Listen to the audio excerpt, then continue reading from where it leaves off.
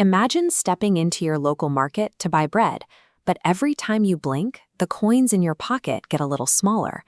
That invisible drain on your wealth is inflation.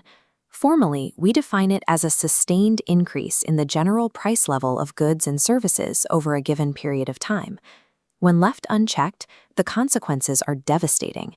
In Zimbabwe in the late 2000s, hyperinflation ravaged the economy so completely that the government was forced to print a $100 trillion banknote just so citizens could buy basic necessities. When savings evaporate into thin air, a society's confidence in its currency breaks entirely. People rush the banks in desperation, trying to pull out whatever value they have left before it disappears. To stop this decay, the kingdom's chief economist, the Archmage, is looking for an apprentice. That's you. Your trial is to master the tools required to stabilize the realm's economy. Wielding these macroeconomic forces requires extreme precision. Apply the wrong policy spell, and you might accidentally strangle the very livelihood of the people you're trying to protect.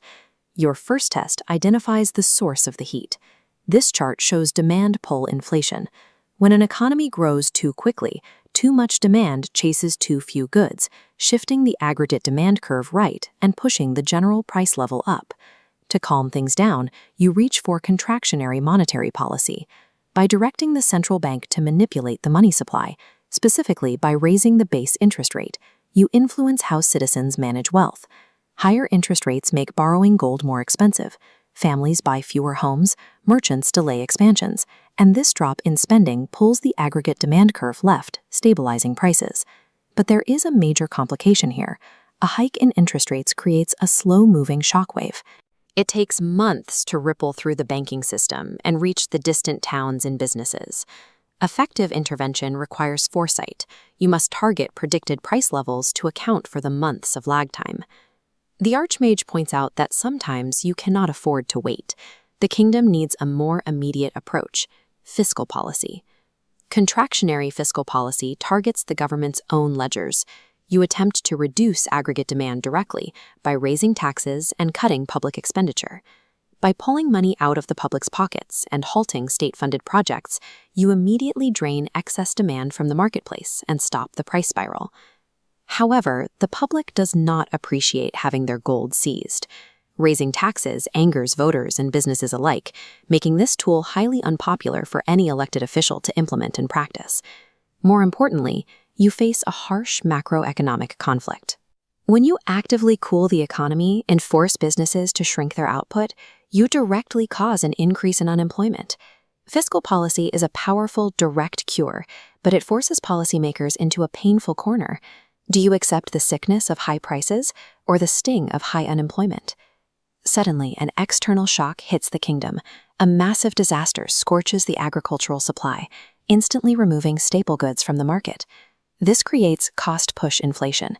Prices rise not because citizens spend too much, but because production costs have surged and raw materials are scarce. Your demand-side spells are entirely useless here. Taxing the public or raising interest rates won't magically repair a broken supply chain or grow more wheat. Instead, you must use supply-side policies. These are long-term actions designed to increase the economy's productive capacity, like providing subsidies for advanced farming equipment or investing in better transport infrastructure. If executed correctly, you achieve a rare dual benefit. Increasing the overall supply of goods lowers prices across the board without throwing people out of work. The catch? Supply-side infrastructure requires years, sometimes decades, to build. They are the true cure for cost-push inflation, but they demand a level of patience that a kingdom in crisis rarely has. You've stabilized the immediate threats and protected the realm. Now the Archmage hands you the final, written portion of your mastery trial. Look at this exam prompt. Evaluate demand-side policies to reduce inflation. Tip 1. Explicitly define core terms like demand-side policies and inflation. Next, explain the transmission mechanism step by step. Show how higher interest rates lead to less borrowing and ultimately lower aggregate demand. Reaching the highest mark bands requires you to devote the bulk of your response to evaluation. High-level analysis involves recognizing the inherent flaws and limitations of every policy spell you've learned. List out the specific friction points we encountered: unpredictable time lags of monetary policy, the conflict with unemployment, and ineffectiveness against cost-push shocks. Mastering macroeconomic magic means recognizing that no single tool is perfect and understanding exactly where each policy meets its limit.